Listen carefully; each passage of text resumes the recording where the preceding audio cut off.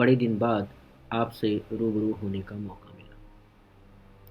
आज जिस कहानी को सुनाने जा रहा हूँ, वह एक ऐसी सच्ची कहानी है जिसे सुनकर रोंगटे खड़े हो जाएंगे। लेकिन इस कहानी की सत्यता प्रमाणित नहीं हो सकी है, क्योंकि ये मामला एक ऐसे अदृश्य शक्ति की है जिसे आप महसूस तो कर सकते हैं, लेकिन देख नहीं सकते। हाँ, आप उसके होने का आभास जरूर कर सकते हैं। ये कहानी हमें भेजा है दिल्ली के सुरेश ने। सभी ने दिल्ली से सटे गाजियाबाद का नाम तो जरूर सुना। दिल्ली और गाजियाबाद के बीच हिंडन नदी बहती है और हिंडन जोन को जोड़ने का काम ये हिंडन पुल करता है। ये पुल बेहतर कनेक्टिविटी और सफ़र को सुगम बनाने का काम तो करता ही करता है। रोजाना इस पुल से हजारों वाहन आते और जाते हैं, लेकिन किसी को भी इसके रहस्य के बारे में शायद ही पता हो। कुछ रहस्यमयी घटनाएं की माने तो यहाँ इस पुल पर कोई भी रुकने का नाम नहीं, लेकिन क्यों, इसका आज तक किसी ने उत्तर नहीं दिया। गाड़ियों की रफ्तार 100 से अधिक रहती है। हर कोई जल्दी ही इस एरिया से निकल जाना चाहता है।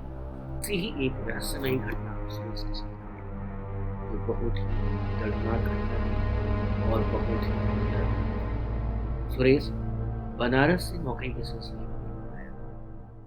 उसे नौकरी एक होटल में डिलीवरी बॉय के रूप में। वह अपनी मोटरसाइकिल बनारस से मंगा लिया था ताकि उसे खाना डिलीवर करने में ज़्यादा समय। धीरे धीरे उसका मन काम में लगा। उसकी ड्यूटी 15 दिन सुबह और 15 दिन रात की। दिल्ली तो रात में भी जगता। अगर किसी को रात के 2 बजे भी खाने में भूख लगे तो तुरंत ऑर्डर करिए और डिलीवरी बॉय उस दिन सुरेश के पास भी एक कॉल था कि गाजियाबाद के एक मकान में उसे रात के 12 बजे खाना पहुंचा। दिल्ली की माने तो कोबरा और ऊपर से हाईवे का रास्ता। आपको सहज ही अनुमान हो जाता होगा कि वो रास्ता कैसा है। लेकिन क्या,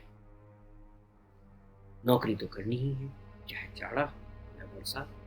यही सोचकर सुरेश ने डिलीवरी देनी थी। अभी वो पुल पर जा ही रहा था कि अचानक उसके मोटरसाइकिल में ब्रेक लगने की आवाज। ऐसा लगा जैसे किसी ने उसके ब्रेक पैडल पर पैर रख दिया। उसकी गाड़ी पीछे की तरफ खींचती हुई वो गाड़ी रोक दी। गाड़ी रोकने के बाद उसे लगा जैसे ब्रेक में कोई चीज तो नहीं फंस गई। मोटरसाइकिल की सर्विसिंग तो हो चुकी है, ब्रेक में कहीं दिक्कत आना नहीं चाहिए। अगर तार टूटता तो ब्रेक लगता ही नहीं। ये सब सोचते हुए वो मोटरसाइकिल से उतर कर ब्रेक को चेक करने के लिए आ गया। तभी उसे कराहने की आवाज आई। वो ठीक इस समय रात के 12:30 बजे हिंडन पुल के ऊपर सामने धुंध छाया हुआ। गाड़ियां तेज रफ्तार में आ और जा रही। सुरेश उस कराहने की आवाज को समझने की कोशिश कर जानना चाहता है क्या किसी का एक्सीडेंट तो नहीं हुआ। लेकिन तभी उसे एक बुढ़िया सामने पुल से आती हुई दिखाई। वो अभी कुछ सोच पाता कि बुढ़िया तेज रफ्तार में उसके सामने आ गई। उसकी इतनी तेज रफ्तार उसे डरा देती। वो सोच ही नहीं पाता कि एक बूढ़ी औरत इतनी तेज गति से 100 मीटर की दूरी कैसे तय कर सकती। उसके हाथ पैर कांपने लगे। बूढ़ी औरत जब उसके नजदीक आई तभी एक कार की हेडलाइट उसका चेहरा बिल्कुल जला हुआ है। आंखें बह गई। वो देख करके डर जाता है और हाथ चेहरे पर रखकर चुपचाप बैठ कर उसे समझ में नहीं आता कि सामने भूत है कि प्रेत है। बनारस का रहने वाला सुरेश अब तक जान चुका है कि वह एक प्रेत आत्मा है। बुढ़िया का चेहरा मंचला उसको बहुत स्पष्ट दिख रहा था। उसके नाक में जले हुए मांस की कथा।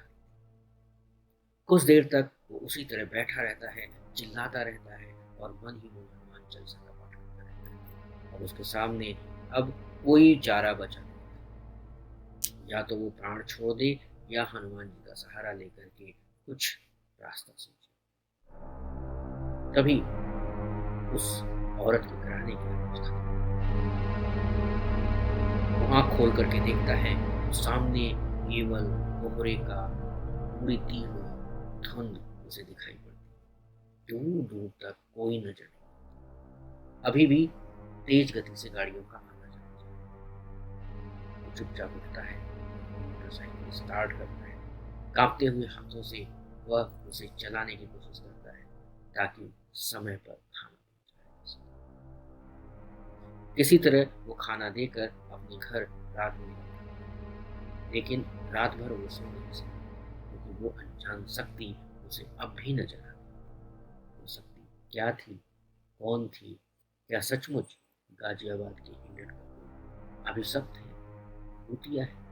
इसका आज तक कहीं कोई प्रमाणित साक्ष्य नहीं, लेकिन घटनाएं होती जरूर। ये कहानी आपको कैसी लगी हमें नीचे कमेंट बॉक्स में लिखिएगा। अगर कहानी अच्छी लगी लाइक सब्सक्राइब। Thank you.